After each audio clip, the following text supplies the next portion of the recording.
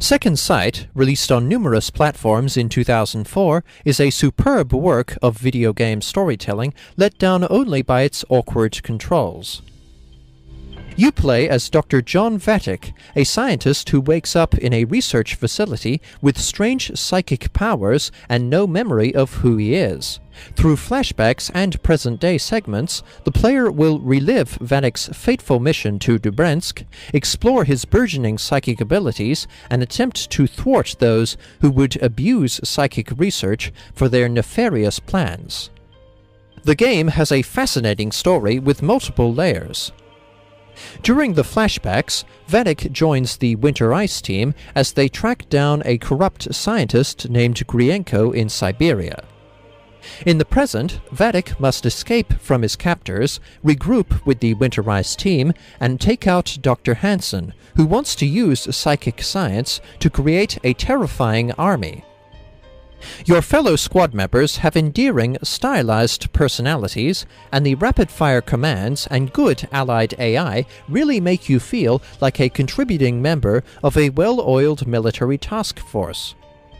You quickly find yourself liking the characters, particularly the friendly, assertive Colonel Stark and the mystic Jane Wilde, and the action is therefore all the more engaging, as people you care about are under fire. The heavily armed Russian soldiers Winter Ice must fight through and the NSE agents Vatic must evade both cast the impression of a conflict way above our heads, so the flashbacks and present-day chapters parallel each other well.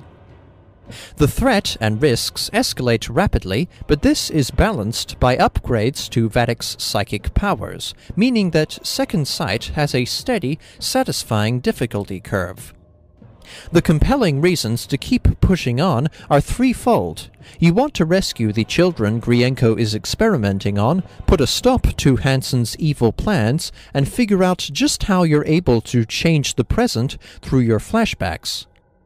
Like Inception, every level of the game's narrative has absorbing goals and tense, intriguing progression, and the surprising finale, which bends time and perception, is another really cool twist. The graphics in Second Sight are excellent, especially for a game from 2004. I was impressed by the level of detail in the objects and textures, and the magnitude of emotion in the character models is extraordinary. I would say that the gestures and facial expressions in Second Sight are almost as lifelike as those in Half-Life 2. The environments have decent lighting and shadow effects, detailed, shiny surfaces, and destructible scenery. One segment made me feel like I was in the government lobby scene from The Matrix, as soldiers were blasting concrete pillars apart to get at me. By the way, the voice acting from the principal cast is pretty good, and Lindsay Beauchamp, as Jane Wilde, really nails the persona of a fragile, childlike mental patient during the asylum levels. Vatic's psychic abilities are a unique and fun feature of the gameplay. Your powers include telekinesis, which allows you to levitate objects and later enemies, healing, psi-attack, which hurls a lethal psychic blast, charm, which turns you invisible, and projection, an out-of-body experience that allows you to take control of enemies. You will often need to use Vatic's powers to solve puzzles, and since the game emphasizes stealth and problem-solving over outright combat, it was pretty satisfying to hack the networks, creep past the guards, take them down silently with the tranquilizer gun or psi-attack, disable the cameras with telekinesis, and possess a guard so that I can clear the area by shooting the rest of them. Choking an enemy in mid-air and throwing them around with telekinesis was also pretty cool. But it's here that we come to the game's major flaw. A stealthy approach is preferable because the combat doesn't work very well.